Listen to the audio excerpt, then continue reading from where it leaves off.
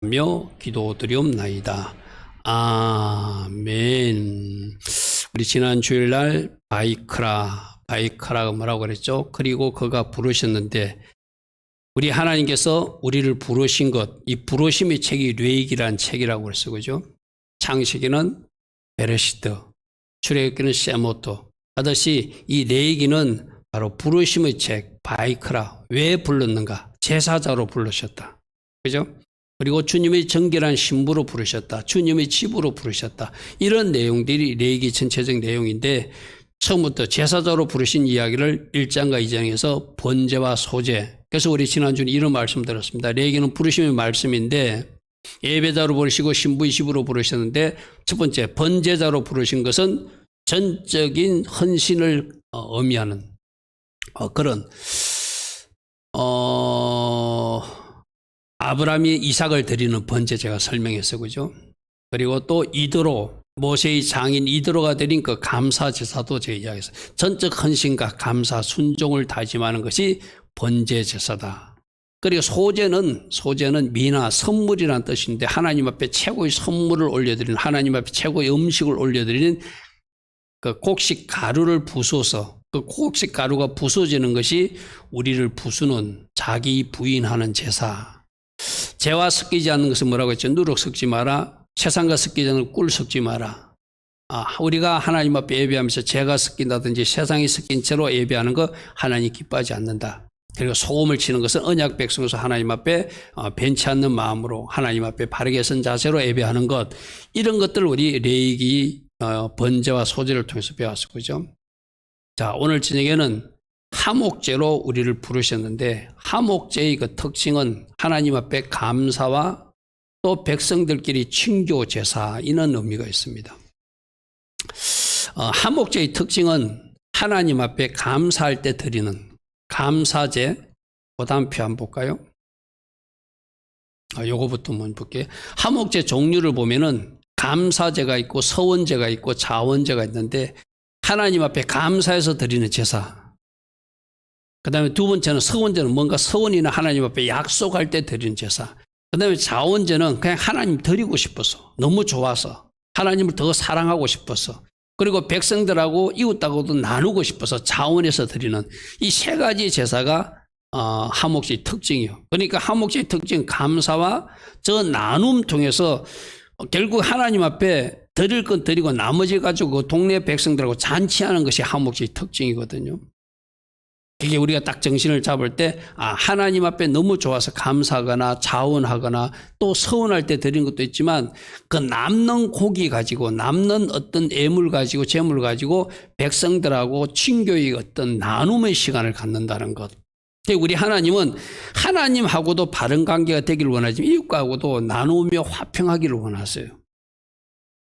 그래서 그런 특징이 하목제 제사의 특징인데 레위기 3장 1절에 보니까 사람이 만일 하목제의 제물, 우리 조금 읽었잖아요. 하목제 제물을 드리려면은 소를 드리고 뭐 다른 것도 드리고 여러 가지 종류가 있거든요. 그런데 여기서 하목제 제사로 드리지 말아야 될 것은 우리 지난번에 번제할 때 소, 양, 염소, 산비둘기, 집비둘기 이랬잖아요, 그죠? 아까 나눔의 특징이 있으니까 비둘기 들어가지 나누지 못하겠죠. 그러니까 비둘기는 드릴 수 없는 것이면서 이 잔치하는 거니까 비둘기 들어가서 나눌 게 없죠. 나눌 거 없죠. 그러니까 넉넉하게 드리고 넉넉하게 잔치하는 것이 이 하목제 제사의 특징이에요. 이 하목제는 히브리어로 제바셀라밈이라는데 제 셀라밈이 샬롬의 복수예요.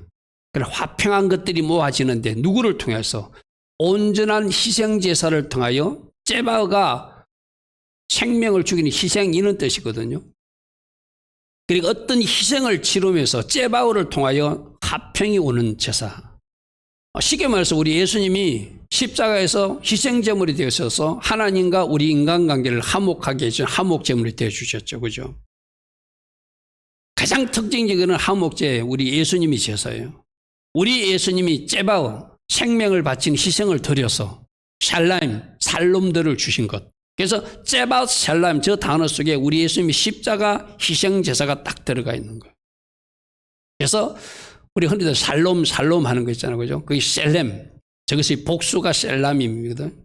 그러니까 하나님께서 누군가 한 사람의 희생을 통하여 많은 사람들이 화목하게 된다면 그 희생 제물로 예수 그리스도를 치르게 하셔서 하나님과 인간관계를 화목하게 해주고 그 예수님의 희생 때문에 인간과 인간관계도 화목해주는 그 모범을 십자가에서 보여주셨죠. 그래서 저 제바 셀라임 꼭 기억하시기 바랍니다. 생명을 죽이는 희생을 통해서 모두에게 살롬을 주시는 복 예수님께서 하셨고 우리들도 뭔가 희생하고 자원함을 하나님 앞에 드려서 하나님 관계도 회복하고 이웃 관계도 친교와 나눔을 가지라고 하는 것이 이 화목제 제사를 통해서 우리에게 가르치는 교훈이죠. 그래서 아까 조금 살펴봤지 저 세 가지 종류가 있다.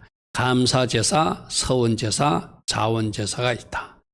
그래서 이 화목제사는 드리는 것이 조금 전 우리에게 3절 4절 보니까 콩밥 기름을 떼내고 뭐 기름 떼내는 게 있죠. 그 기름을 하나님 앞에 태워서 드리는 거예요.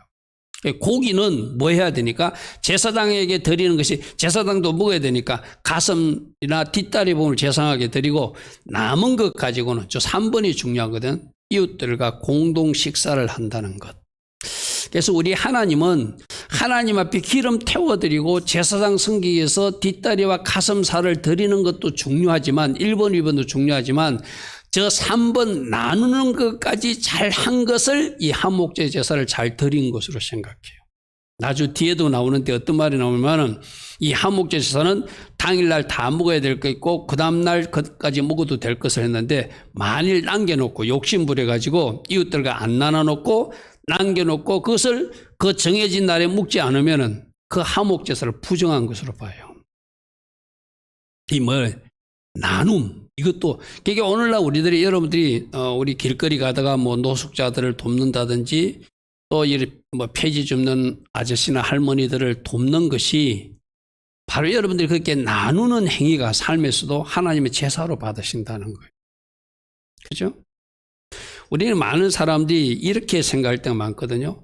하나님께만 잘하면 된다고. 물론 하나님께 잘해야 돼. 근데 진정으로 하나님을 사랑하는 사람은 보는 바 그 형제들을 사랑하지 않고는 그건 거짓말이라고 했어. 그죠? 요한일서에 그런 말씀이 있는데 여러 번 이야기했잖아요. 우리는 막 어떤 사람들이 오해하기를 나는 하나님께만 잘하면 된다고 생각해. 그런데 그 하나님께 잘한다는 것이 진짜인 것이 증명되는 것이 주변 사람들에게 잘하는 것이 하나님께 잘하는 것이다. 하나님 그렇게 말씀하시는 거거든요. 그래서 저기서 뭐 드린다? 기름은 하나님께 드리고 가슴살과 뒷다리는 제사장께 드리고 남은 것은 이웃과 공동 식사하는 것. 그래서 숫것, 안것 다 드려도 되지만 비둘기가 없는 이유는 나누기 위해서는 많이 드려야 되니까. 그러니까 화목제사의 특징은 하나님께 감사하는 제사고 이웃과 친교, 화목을 나누는 친교 제사이기도 하다. 두 가지 꼭 기억하십시오. 하나님 앞에 감사하는 것, 이웃과 나누는 것. 이게 화목제사의 본질로 설명하고 있어요. 그래서 먹는 것도 우리가 말씀을 나중에 레위기 7장에 보면은 감사제사 되는 거는 그날 다 먹어라. 그러나 서원제나 자원제는 그 다음 날까지 먹을 수 있다. 이런 규정이 있거든요. 레위기 7장 15절과 16절에. 그런데 7장 18절에 보면은 남긴 있으면 그 제사는 하나님의 기뻐하지는 실패라고 말하고 있어요. 이 말은 무슨 말이죠? 그 나눔까지 잘 실천한 것이 하나님 앞에 제대로 제사를 드렸다는 거. 말씀 우리 확인해 볼게요. 레위기 7장 18절이거든요. 만일 그 화목제물의 고기를 셋째 날에 조금이라도 먹으면 왜 둘째 날까지 다 먹으라 했으니까 그죠? 자원제나 서원제인 거는 둘째 날까지 감사제인 것은 첫째 날 다 먹어야 된다고 그죠? 근데 남겨뒀다는 것은 왜 남겨뒀죠? 욕심 부리면서 우리 가족끼리 먹으려고. 근데 다 못 먹었어. 그 이틀 동안 이웃과 나눴으면 다 먹었을 건데 나만 먹으려고 남겨놓으니까 다 못 먹었어. 그래서 거기 3일 내에 많이 남겨진 걸 먹으려고 하면은 그 제사는 하나님이 기쁘게 받아들여지지 않을 것이다. 할렐루야 하면 하나님이 이스라엘 백성들은 참 이런 걸 잘하거든요. 뭐 지나가다가 가수원에서 열매 같은 거 따먹는 거 허락한다든지 자기가 이래 보자기에 싸서 가는 안 되지만 지나가다 사과 하나를 따먹는다든지 포도를 따먹는 것은 허락. 우리나라에서 그거 따먹다 큰일 나잖아요. 막 난리 나잖아요. 근데 그거는 지나가는 사람들이 그렇게 먹게끔 해요. 이 나눔이거든, 나눔. 나눔이 성경적 말씀을 어떻게 실천하는가 그렇게 나누는 것이 그래 안식년이 돼가지고도 뭐하죠? 안식년에 난 것은 자기들 안 끄고 그 새나 들짐승들이 먹게끔 내버려두고 가난한 사람들이 먹게끔 내버려두는 것이 그 주인이 자기 거로 가져가지 않는 거예요, 그죠? 이런 나눔이 실천이 참 잘 되었어요. 그래서 이렇게 셋째 날 먹으면 그 제사를 하나님 기쁘게 하지 않을 것이며 드린 자에게도 애물답지 되지 못해서 도리어 가정한 제사로 하나님 그것을 먹는 자는 오히려 죄를 짓는 일이다. 레위기 7장이 그렇게 경고하고 있어요. 자, 그래서 하목제물 우리 예수님은 제바 셀람이 되어주셔가지고 한 분의 희생을 통하여 온전한 합병 셀라밈 하목들을 주신 예수의 희생제사 십자가 예수께서 이루신 것이 바로 하목제 제물의 온전한 모습이죠. 그죠? 따라합니다. 제바 셀라밈 온전한 합평을 주기 위해서 한 분이 희생하신 제사 그게 바로 예수와 하마시아가 십자가에서 하나님과 인간관계를 화목하게 해주고 인간과 인간관계를 회복시켜 주신 하목제물이었다. 자, 그 다음에 말씀에 보면 속죄제 죄를 지었을 때 드리는 제사 쉽게 말해서 그래서 속죄제에서 우리 보고 진짜로 원하는 것은 회개를 원하시는 거예요. 회개의 제사를 원하시는 거예요. 이 속죄제를 드릴 때 이걸 하타하트라고 하는데 하타하트는 우리가 죄는 어떻게 드러나게 되죠? 이 말씀의 거울에 우리들 자신을 비추어 보면 물두멍이 우리를 비추어 보듯이 말씀의 거울에 비추어 보면 그 말씀 우리들을 죄를 드러내게 돼. 아, 그거로 내가 죄인임을 깨닫게 돼. 그럼 그 죄를 어떻게 해결하는가? 해결하는 방법을 속건제나 속죄제를 통해서 해결하게끔 하는 거거든요. 속죄는 쉽게 말해서 하나님 앞에 회개하는 것이고 속건제는 뭐 물질적인 손해를 끼쳤을 때 하나님께 만약 교회 성물에 어떤 손해를 끼면 성물에 대해서도 그 배상을 하고 사람에게도 손해를 입혔으면 사람에게도 배상하면서 속죄를 같이 치르는 것. 그래서 죄는 죄대로 배상은 배상대로 그걸 처리하는 것이 속건제와 속죄제의 두 개 믹싱이라고 보면 되거든요. 그래서 속죄제 저기서 우리가 한번 주목해 봅시다. 왜 이것이 회개제사인가? 제가 첫 번째 번제 드릴 때도 속죄제 성격이 있다고 그랬어요. 그죠? 그때 어떻게 한다고요? 죄인이 동물에게 안수한다. 그냥 안수만 하는 것이 아니라 그때 내가 이런 죄를 지었습니다. 고백하게 하는 거예요. 무슨 말이겠죠? 그죠? 하나님, 내가 이런 죄를 지었는데 이 죄를 이제 이 동물에게 제가 넘깁니다. 이 동물이 죽을 때 내가 죽을 것인데 이 동물이 대신 죽사오니 제 죄를 용서해 달라고. 여러분 실제로 한번 그런 현장에 지금 현재 뭐 여러 가지 동물보호법이나 이런 거에서 옛날에 구약식 제사를 제한하지 않는데 저 현장을 한번 보는 것은 굉장히 신앙적으로 유익합니다.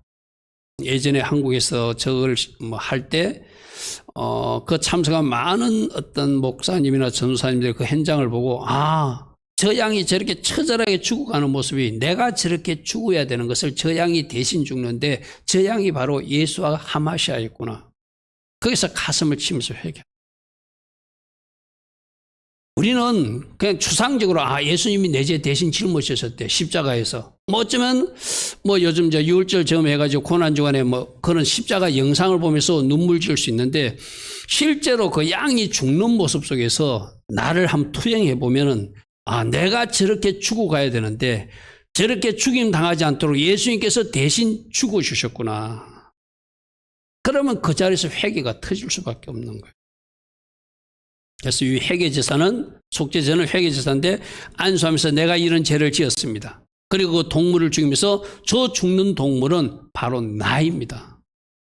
그리고 저기다가 내 다리를 이 각을 뜬다는 것은 자른다는 얘기거든요. 내가 이 손으로 죄지었습니다. 발로 죄지었습니다. 그걸 잘라내는 거예요. 그 안에 내장을 다 끄집어내고 씻고 하는 것은 내가 이런 죄인이었습니다 하고 다 씻어서 거룩하게 깨끗게 해서 그것을 씻은 그 제물을 제사장에게 드려가지고 제사장이 불태워 올리는 거거든요. 그러니까 이 속죄제 제사 그 어떤 걸 한번 가만히 잘 묵상해 보면 내가 안수하면서 내가 지는 죽을 죄를 지었습니다. 그리고 그것을 각을 뜨면서 이 손발이 바로 나의 죄짓는 손발이었습니다. 그 내장들 다 끄집어내고 깨끗이 씻으면서 내가 이런 더러운 자였습니다 하면서 깨끗이 씻은 채로 그걸 하나님 앞에 태우기 위해서 제사장에게 주면 제사장은 피는 뿌리고 그 번제물 번제단에서 향기를 올려드리는 것이 바로 속죄 제사거든요. 이렇게 우리 모두 이걸 한번 깊이 이 말씀 속에서 묵상해 볼 필요가 있어, 그죠? 내가 이런 죄를 지었습니다. 이 손과 발은 내 바로 죄 짓는 손과 발입니다. 내 모든 속에 있는 더러운 것들을 이렇게 물로 씻듯이 내가 씻겨지기를 원합니다 하면서 나의 재물을 내 대신 그 동물을 불살라 올려드리는, 하나님 앞에 올려드리는 그런 모습을 보면은 우리가 어떻게 다시는 죄 짓지 않게 된. 그래서 진짜 회개하면서 드리는 제사, 이게 속죄제예요. 그래서 속죄제는 모두가 다 드려야 되는데 제사장도 드리고 온 백성이 지은 죄도 속죄해야 되고 족장이 드린 것도 평균적으로 해야 되는데 제 예물을 보면은 제사장이 드린 그 죄에 대해서 드릴 예물이 수송아지 그러면은 온 백성이 드린 그 죄도 수송아지예요. 그러니까 이 말은 제사장 한 사람이, 지도자 한 사람의 죄는 온 백성의 죄처럼 아주 중하게 보신다는 거예요.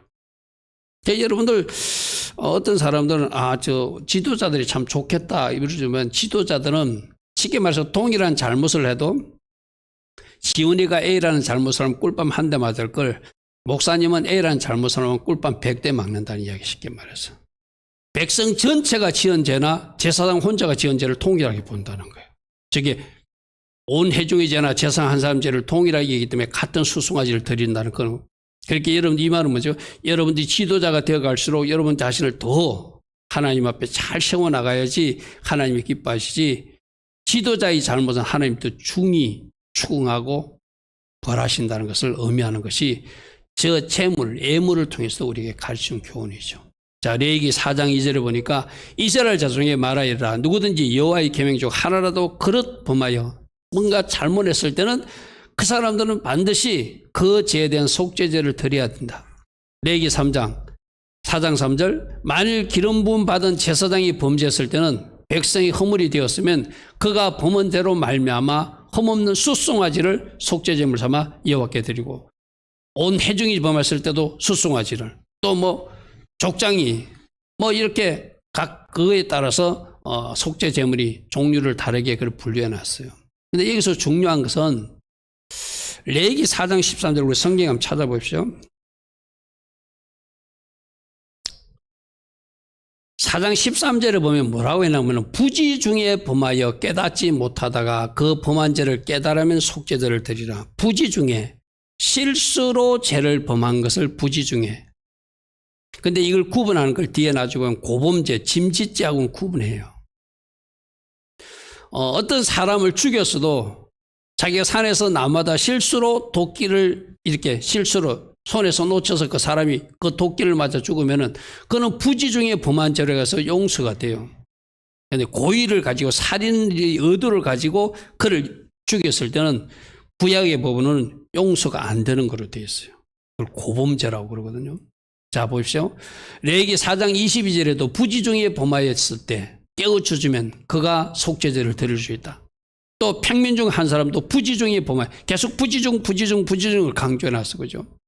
그래서 속죄제는 부지 중에 정한 죄를 그것이 죄임을 깨닫고 말씀을 통해서 깨닫고 회개하는 사람들이 드리는 제사다. 쉽게 말하면. 그래서 죄인이 동물에게 안수하고 죄인이 동물을 죽이고 각을 뜨고 씻고 제사장 그 피를 번제단 뿔에 바르고 그 제단 밑에 쏟고 그 고기를 불살라서 기름을 불살라서 하나님 앞에 올리면서 속죄 제사를 드리는 것. 그게 바로 속죄제의 어떤 모습들이거든요. 그런데 출애굽기 21장 한번 보십시오. 출애굽기 21장. 성경으로 돌아가도 좋고 앞에서 꺼내봐도 좋습니다. 사람을 초중인 자는 반드시 죽여야 되지만 13절에 만일 사람이 고의적으로 한 것이 아니라 하나님이 사람을 그의 손에 넘긴 것이면 내가 그를 위하여 한 곳을 정하려니 그 사람이 그리로 도망을 고의로 한 것이 아니면 도피성을 정해가지고 그 사람이 피하게 한 것. 오늘날 우리들에게 도피성은 누구죠? 예수와 그리스도이고죠. 어떤 죄를 지었던 하나님 앞에 예수 앞에 가서 회개하면 우리가 용서받는 것, 그런 걸 이야기하거든요. 그래서 이게 고의로 한 것이 아닐 때 실수의 범죄는 용서해 주는데, 만일 고의로 한 범죄는 그가 그 성에 들어갔을지라도 쫓아내는 규정이 있거든요. 21장 14절에 보면 사람이 그의 이웃을 고의로 죽였으면 너는 그를 내 제단에서도 잡아내려 죽이라.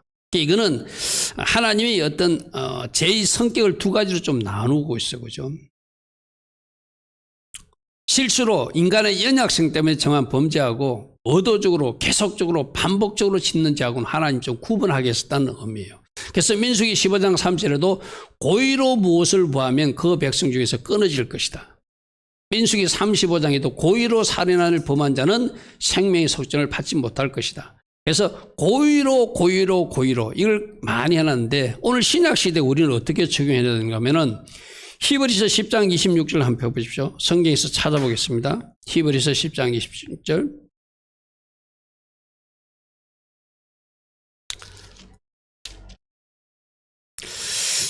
이 말씀을 제가 몇 번 우리 같이 나눈 적이 있는데, 우리가 진리를 아는 지식을 받은 후 짐짓죄, 이 짐짓죄가 아까 고범죄를 말하는 거예요. 고의로 범하는 죄를 말하는 거거든요. 다시 속지 않은 제사가 없다, 이렇게 되어 있어요. 그러니까 이게 우리는 하나님이 다 용서해 주시는 걸 맞아요. 그런데 우리 예수님도 용서할 수 없는 죄가 있다고 그랬어요. 그죠? 마태복음 성령 해방죄. 분명히 그것은 성령의 역사인데 그걸 의도적으로 계속적으로 반복적으로 그 사역을 부인하거나 방해하는 사람도 성령 해방죄로 우리 하나님이 결코 용서하지 않는다 그랬거든요. 바로 그렇게 우리가 적용하면 돼요. 그리고 요한일서 5장 한번 펴보십시오. 요한일서 5장에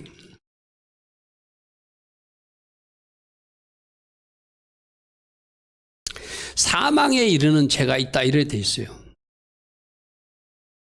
그렇게 모든 죄가 용서받지만 사망에 이르는 죄가 있다. 성령 해방죄가 있다. 그 두 가지는 용서받지 못한다. 주님이 그렇게 말씀하시거든요. 누구든지 형제가 사망에 이르지 않은 죄 범하거든 구하라. 그리하면 사망에 이르지 아니하는 범죄들 위하여 그에게 생명을 주시라. 그러나 사망에 이르는 죄가 있으니 이에 가야는 나는 구하라 하지 않겠다. 이게 무슨 말이죠? 사망에 이르는 죄를 범하는 사람들은 그 사람을 위해서 기도하라고 말하지 않겠다는 거예요. 그게 바로 뭐죠? 예수 믿다가 배교하고 떠나간 사람들, 배교자들. 또 예수 그리스도를 구주로 메시아로 고백하기를 거절하고 부인하는 사람들. 또 아까 말했던 고범죄, 성령 해막죄, 이런 것들이 사망에 이르는 죄라고 할 수 있어요. 그죠? 그러니까 오늘날 우리 신약교회 성도들도 우리가 조심해야 될 것이 어떤 데서는 뭐 한 번 구원은 영원한 구원이라고 하는데, 그렇다면 이제 배교자가 생길 리가 없죠. 그죠? 그런 복음들이 여러분들이 듣기는 참 편할 수 있어요. 그게 나한테 이한을 주니까. 그런데 성경을 가만 보면 사망에 이르는 죄 있대요. 배교자들이 있다거든요. 계시록에도 보면은 계시록을 보면 그들이 처음부터 불신 상태가 아니라 믿다가 두려워서 도망가는 사람이 있다, 이렇게 되어 있어요. 그죠? 그들은 지옥에 떨어진다 되어 있거든요. 여러분 계시록도 말씀 한번 보십시오. 앞에 성경 스크린 안 나지만 계시록 21장 8절에 두려워하는 자들, 이게 믿음의 배반자들이거든요. 계시록 21장 8절에 두려워하는 자들, 믿지 아니하는 자들, 흉악한 자들, 살인한 자들, 엄행하는 자들, 점술가들, 우상숭배자, 거짓말하는 모든 자들은 불과 영화로 타는 못에 던져지니 이것이 둘째 사망에 빠질 것이다. 이 두려워하는 자들이 믿다가 배도한 사람들, 바로 아까 사망에 이르는 죄를 말하는 거예요. 그게 짐짓죄. 히브리서 10장 26절에 진리를 아는 지식을 받은 후에 짐짓죄를 범한 적 다시 속지 않은 제사가 없다. 그죠? 배도자들, 성령 해방자, 예수님을 부인하는 자, 계시록 21장 8절에 두려워하는 자들, 이런 어떤 돌이키지 못하는 사람들이 분명히 있다고 성경이 말하고 있으니까 우리가 모든 죄를 용서해 주는 하나님이지만 이분은 우리가 좀 조심해야 될 것이 있어요. 그죠? 그리고 또 하나, 회개에 대해서도 미량이라는 영화에서도 그런 장면이 나왔죠. 자기 아이에 대한 유괴범이 이제 그가 교도소 들어가가지고 자기는 하나님 은혜 가운데 자기를 용서해줬다. 하나님 앞에 용서받았다고 그러는데 이 아이의 어머니가 그 사람을 용서하러 교도소 찾아가니까 그가 너무 뻔뻔스럽게 나는 하나님부터 용서받았다니까 이 어머니가 완전 내가 당신을 용서하지 못했는데 당신은 하나님께만 용서받았다고 그럴 수 있냐. 도대체 이런 하나님이 어디냐고 막 항의하는 장면이 그 미량이라는 영화에 나오는 여주인공이 외치는 장면이기도 하거든요. 그러니까 우리가 진짜 하나님 앞에 회개한 사람은 사람에게도 잘못을 구할 수 있어야 돼요. 만약 그 영화 장면 같으면 어떻게 되죠? 내가 하나님부터 용서받았지만 당신의 자녀를 그렇게 했기 때문에 당신으로부터 내가 용서받기를 원합니다. 이 사람이 진짜 회개한 사람이겠죠. 우리가 하나님한테만 용서받았으니까 난 인간관계에서는 말할 필요도 없어. 그거는 진짜 용서받은 사람이 아니에요. 하나님의 용서를 받았다면 그 주변 자기가 잘못한 사람들에게도 용서를 구할 수 있는 사람이 진짜 회개한 사람이겠죠. 그죠? 그런 건 우리가 잘 구분해야 돼. 내가 이 신앙의 지도를 하면서 보면 어떤 사람들 하나님만 자꾸 이야기하고 인간관계에서는 참 잘못하면서 자기는 하나님 앞에 잘하는 거로 착각하는 사람들이 있거든요. 그거는 올바른 방식이 아니다. 올바른 방식이 아니다. 그게 이 속건제하고도 연결되거든요. 조금 전에 그 말했던 그 비유가 속건제는 뭔가 피해를 주었으면 피해에 대한 배상을 하면서 관계를 회복하는 것이 속건제예요. 쉽게 말해서. 속죄제는 우리가 죄의 영역에서 하나님 앞에 회개해가지고 해결한다면 속건제는 그냥 죄만 회개하는 것이 아니라 경제적 피해를 주었을 때는 경제적으로 피해 준 것을 배상하는데 만약 1을 잘못했으면 5분의 1을 더해가지고 쉽게 말해서 100을 잘못했으면 20을 더해가지고 120을 주면서 원관계 보상하면서 거기다 플러스 이자 20%까지 보상해서 회복하라는 것이 성경에서 나오는 배상법이 쉽게 말해서. 우리 한번 살펴볼까요? 자, 이 속건제는 야삼이라고 그러는데 손실을 배상하면서 드리는 제사, 일종의 배상제사라고 할 수 있거든요. 경제적으로 피해를 주었어. 그러면 난 경제적으로 피해 준 건 내 하나님 앞에 회개했다고 처리하는 것이 아니라 그 피해 준 것도 그 사람한테 회복시켜 주면서 하나님 관계에서도 회개 제사를 드리는 것. 이걸 속건제의 온전한 제사로 보거든요.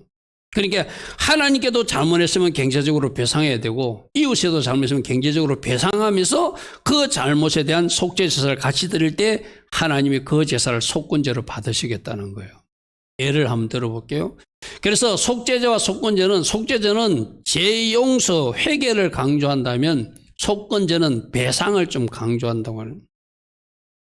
우리 이런 거 있잖아요. 누군가로부터 만일 이제 돈을 빌리거나 이렇게 잘못했을 때, 내가 그거 잘못 못 갚은 거 죄인 줄 알아. 그렇지만 난 돈이 없어 하고 입 딱 닦는 것이 처리하는 방법이 아니라 내가 최선을 다해서 그 사람에게 갚고, 그죠? 갚는데 성경적으로는 5분의 1 이자까지도 더해서 갚으라 이래 돼 있어요. 그러면서 그 잘못한 것, 여태까지 안 갚았던 것, 그에 대해서는 하나님 앞에 철저히 회개하면서 속죄와 배상을 합해서 하나님 앞에 올려드리는 것이 바로 속죄제사거든요. 이 성경적으로 왜 이렇게까지 하냐면은 이웃관계 아까 나눔을 통해서 화목하는 것도 중요하지만 이 경제적 피해를 주가지고 이웃관계가 파괴되는 것을 우리 하나님이 기뻐하시기 때문에 그것도 회복하라는 의미가 돼요. 그래서 우리 말씀을 좀 찾아보면은 하나님께 대한 배상도 원래 보상한 것에서 20% 더해주라. 이웃간에도 원래 보상 본래 물에 20% 더해서 올려주라. 이렇게 배상과 속건 재물, 그러니까 배상만 하는 것이 아니라 배상 20%까지 얹어주고 또 속건 재물로 하나님 앞에 드리고 이 두 개를 같이 드릴 때 그 속건 제사가 완성된다고 하는 거예요. 그러니까 내가 경제적 손실만 보상해 주는 끝나는 게 아니라 그것 때문에 그것도 죄였기 때문에 안 갚았던 거 그것도 죄였기 때문에 그에 대한 또 속죄 제물은 또 별도로 드리는 것. 이게 성경 말씀으로 나와 있어. 우리 눈으로 좀 확인해 볼게요. 레위기 5장 16절. 여러분 성경으로 봐도 좋고 앞에 스크린에 봐도 좋습니다. 성물에 대한 잘못을 보상할 때는 성물의 물건에 어떤 피해를 줄 수도 있잖아요. 오늘날 교회로 말하면 자기가 교회 물건을 아무 생각 없이 그냥 집에 가져가 썼어. 그 나중에 깨달았어. 이거는 참 하나님의 물건인데 내가 쓰면 안 되는 건데. 그래서 이걸 내가 도로 원위치로 갖다 놓아야 되겠다. 그게 만일 100이라는 가치가 있는 것 같으면 100만 갖다 놓는 것이 아니라 5분의 1을 더하여서 120의 값어치로 되돌려 놓으라는 거예요. 그게 바로 성물에 대한 잘못을 보상하되 그것에 5분의 1을 더하여 제사장에게 도로 갖다 주라. 그리고 그 속건제 순양으로 걸려야 속죄 제물도 다시 데리고 그렇게 양도 드려야 되고 그 잘못한 그 보상도 해야 되고 이것이 온전한 보상이라는 것이 쉽게 말해서. 자, 레위기 6장 5절에는 사람 간에 거짓말 해가지고 물건을 갖다 이렇게 자기 안 돌려준 게 있나 봐요. 그 물건을 돌려보내되 그 본래 물건에 5분의 1을 더하여 돌려보내야 된다. 그리고 그것에 해당되는 또 속건 제물도 드리는 것. 그것이 그 속건제의 그 어떤 의미라는 거예요. 그러니까 그냥 얼려 있는 그 100만 돌려주는 것이 아니라 120을 돌려줘야 되고 그에 대한 속죄 제물도 드려야 되니까 이런 거 하지 말라는 것이 쉽게 말해서. 그죠? 하지 말. 경제적으로도 얼마나 손해요. 오늘 20% 이자가 어디에서 솔직히 말해서. 그죠? 물론 어쩔 수 없어요. 자기가 부지 중에 실수를 한 것은 이래라도 회복시키라는 의미도 되지만 이런 일이 일어나지 않게끔 좀 강한 규정을 둔 것 같아요. 그래서 하나님께서 예수님께서 우리 속건제물이 되어주심으로 이런 것까지도 다 우리에게 모범을 보여주셨는데 우리도 살면서 혹시 하나님에게나 사람에게 이런 경제적 손실을 끼친 것이 있다면 하나하나 배상하고 또 그에 대한 회개도 하면서 하나님 관계와 이웃 관계도 원위치로 돌려보내라 하는 것이 속건제예요.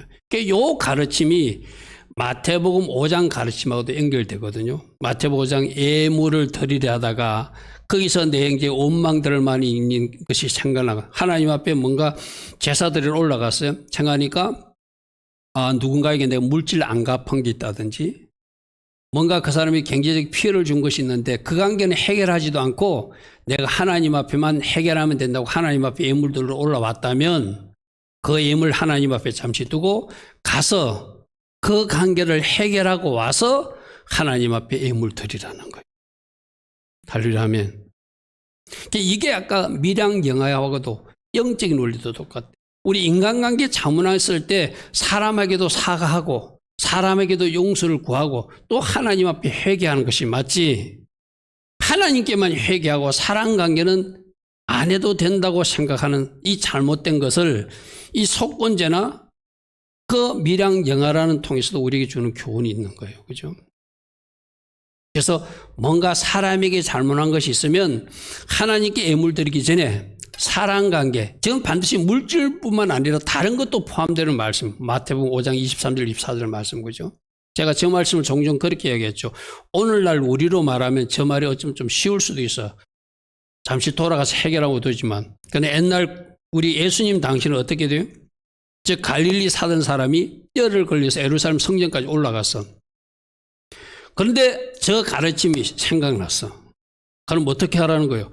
예물 놔두고 다시 열을 갈릴리까지 내려갔다가 거기서 문제 처리하고 나서 또 다시 열을 처음에 열을 왔다가 돌아갔다 한 달 걸리더라도 그 문제를 해결하고 예루살렘에 올라와서 성전에서 하나님의 예물 드리는 거 그걸 하나님 그 예배를 받으신다는 거예요.